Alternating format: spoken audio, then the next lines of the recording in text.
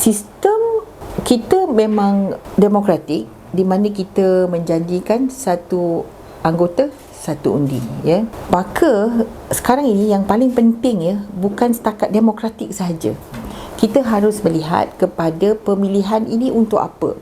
Jadi untuk pemilihan akan datang, kita sudah pun menggariskan prinsip-prinsip yang menjadi panduan di dalam kita melaksanakan pemilihan. Dia ada 3 prinsip yang Kak Ji gariskan. Prinsip yang pertama ialah prinsip participatory demokrasi, ya, ataupun keterlibatan dalam demokrasi. Maksudnya keterlibatan di dalam memilih pemimpin. Satu anggota satu undi itu sebahagian daripada participatory demokrasi. Bebas menyuarakan pandangan daripada akar umbi ke atas, didengar bottom up, top down juga sebahagian daripada participatory demokrasi. Jadi itu kekuatannya, tetapi ada juga kadang-kadang kelemahannya, di mana kadang-kadang ahli kita, anggota kita di akar umbi tak kenal siapa pemimpin yang mereka pilih, tak kenal siapa ahli MPP yang mereka pilih. Jadi ini mungkin ada sedikit cabaran, ya, dalam melaksanakan satu anggota satu undi ni.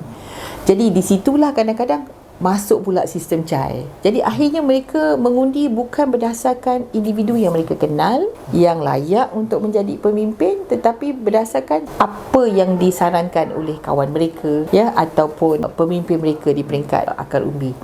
Jadi itu mungkin tidak dapat diterjemahkan dalam barisan kepimpinan yang betul-betul mencerminkan parti ataupun mencerminkan komposisi rakyat Malaysia. Jadi maka prinsip yang kedua harus kita angkat sekali dengan prinsip demokrasi tadi, participatory demokrasi tadi, iaitu prinsip proportionate representation ataupun representasi kepimpinan yang melambangkan ataupun mencerminkan rakyat Malaysia. Contohnya rakyat Malaysia ni berbilang kaum. Contohnya rakyat Malaysia ini ada Melayu, Cina, India, Kadazan, Dusun, Murut, ya, Iban, orang asal dan sebagainya. Ada juga harus mewakili orang-orang kurang upaya contohnya, ataupun special needs, ya, wanita, orang muda dan sebagainya. Ini harus kita lihat juga di dalam kita memilih ataupun mengumpulkan pemimpin. Jadi prinsip yang kedua ni, representasi yang melambangkan kepelbagaian itu penting. Yang mungkin tidak akan dapat diselahkan semata-mata dengan satu anggota satu undi.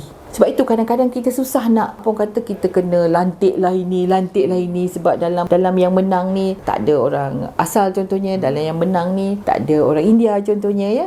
Tak cukup wanita contohnya, tak cukup orang muda contohnya.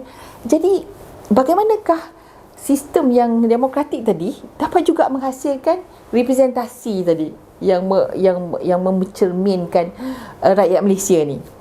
Jadi itu prinsip yang kedua. Dan prinsip yang ketiga yang kita harus juga cuba masukkan di dalam kita punya pemilihan ialah prinsip konsultasi.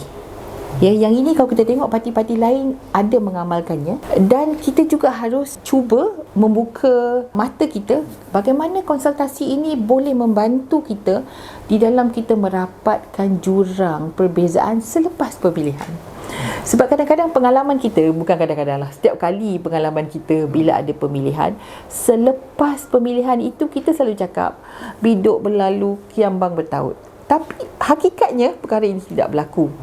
Ya, jadi bagaimana kita nak memastikan biduk berlalu kiambang benar-benar bertaut? Kita sekarang dah 2 tahun selepas pemilihan, kita masih lagi belum bertaut sepenuhnya.